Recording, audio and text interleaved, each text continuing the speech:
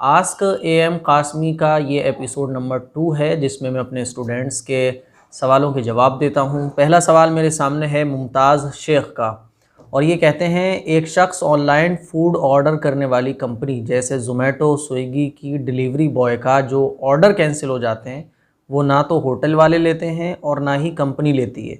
तो क्या वो कैंसिल ऑर्डर का खाना डिलीवरी बॉय के लिए खाना जायज़? जी जायज़ है, क्योंकि कंपनी ये कहती है कि डिलीवरी बॉय इस खाने को खा सकता है, और फिर वो कंपनी भी नहीं लेती, ना जो है वो कस्टमर लेता है, तो वो डिलीवरी बॉय के लिए जायज़ है। वो खुद भी खा सकता है, किसी और को भी खिला सकता है। इशरत खान इशू ये पूछते हैं, मुफ्ती साहब आपसे रिक्वेस्ट है प्लीज़ अलजैद नाम के माना बताएं। जैद जो है ये सहाबी का नाम है, हुज़ूर अलैहिस्सलातु वस्सलाम के मुँह बोले बेटे हैं ज़ैद रज़ी अल्लाह तआला अन्हु। तो ज़ैद नाम है, अब रखने वालों ने अलजैद कर लिया तो ये भी ठीक है, लेकिन ज़ैद नाम होता है।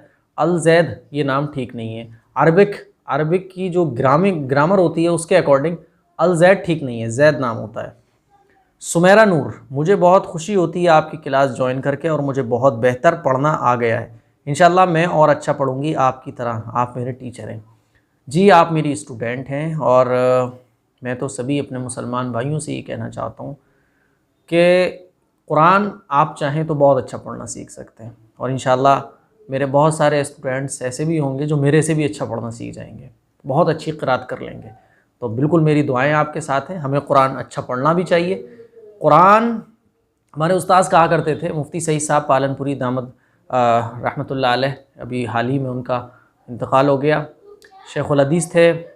फरमाते थे कि दुनिया की मज़लूम तरीन किताब जो है वो कुरान करीम है, कि घर में ये पढ़ी नहीं जाती, ताकों में सालों के साल सजी रखी हुई रहती है, और सबसे ज़्यादा मज़लूम तरीन किताब है। जो आदमी चाहता है वो कुरान पे तफसीर करना शुरू कर देता है, हक़दार हो नाहक हो, जो चाहे वो कुरान पे बात करना शुरू कर देता है, फरमाते थे। इसीलिए कुरान मजीद हमें रोज़ पढ़ना चाहिए।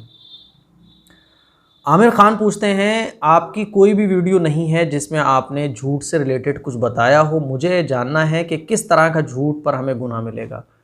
किसी भी तरह का झूठ आप बोलेंगे गुनाह मिलेगा। सच बोलना चाहिए, झूठ किसी भी तरह से जायज़ नहीं है।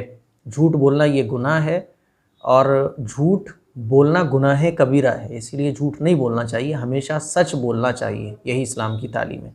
शमीम स्टार ये पूछते हैं, क्या कुरान शरीफ झूम झूम कर पढ़ सकते हैं? झूम झूम के आपकी मुराद क्या है? ऐसे ऐसे कुरान पढ़ा जाए यूँ करके, जैसे कुछ लोगों को देखा गया है। तो झूम झूम के इस तरह से झूमना, जैसे कि गानों पे लोग झूमते हैं, इस तरह से कुरान नहीं पढ़ना चाहिए। कुरान अदब के साथ पढ़ना चाहिए, दिल लगा कर पढ़ना चाहिए, और अल्लाह का कलाम है ये सोच कर पढ़ना चाहिए। झूम झूम के ऐसे ऐसे झूम कर कुरान पढ़ना ये दुरुस्त नहीं है। परवेज़ आलम पूछते हैं, मुफ्ती साहब मैं आपसे कैसे सवाल करूं और कहां पर करूं ताकि एपिसोड में भी मेरा सवाल का आंसर दिया जाए? मेरे भाई आपका सवाल, आप जो भी ये सवाल और जवाब की क्लिप होती है उसके कमेंट बॉक्स में आप कमेंट कर सकते हैं। आप इंस्टाग्राम पर, फेसबुक पेज पर भी कमेंट कर सकते हैं। परवेज़ आलम कहते हैं, मुफ्ती साहब नई क्लास कब से शुरू हो रही है? मुझे भी एडमिशन लेना है, मुझे कुरान सीखना है। मुझे अभी अलिफ बे ते का पारा भी नहीं आता। मेरी आधी उम्र 35 बरस हो चुकी है।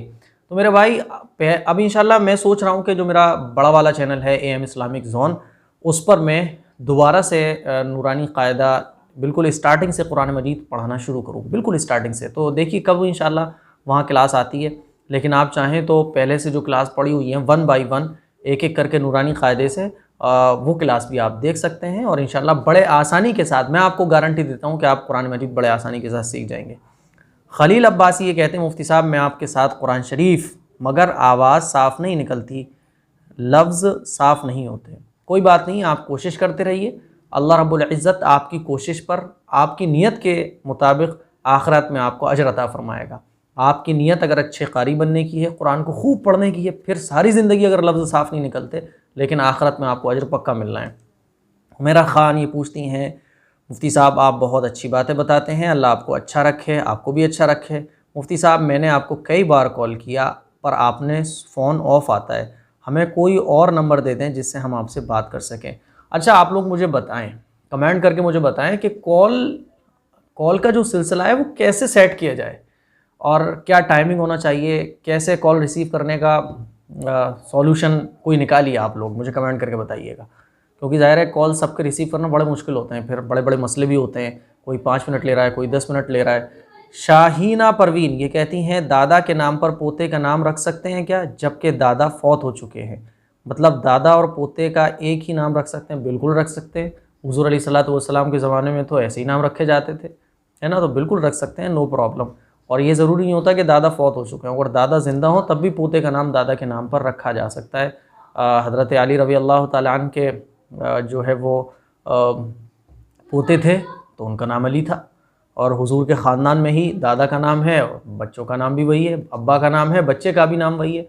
सहाबा इकराम के ज़माने में तो यही चला करता था, तो ऐसा कुछ भी नहीं है, बिल्कुल रख सकते हैं। दिलशाद ख़ान, ये तो हमारे ज़माने में अभी आ गया कि साहब वो मोहल्ले में भी अगर नाम होता है तो हम लोग अपने बच्चे का नाम नहीं रखते, तो ये गलत तरीक़ा है। दिलशाद ख़ान पूछते हैं मैं न्यू मुस्लिम हूँ, मुझे ये पूछना है क्या औरत पर नमाज जुमा पढ़ने का हुक्म है?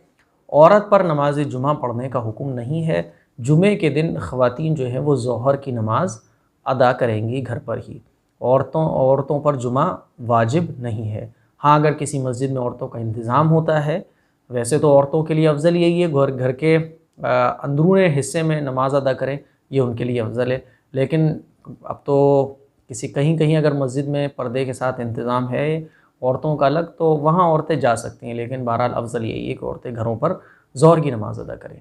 तो ये कुछ आप लोगों के प्यारे प्यारे सवाल थे जिनके मैंने जवाब दिए हैं। इंशाअल्लाह कमेंट कीजिएगा, नेक्स्ट एपिसोड में हम फिर हाज़िर होते हैं। अस्सलाम वालेकुम व रहमतुल्लाह।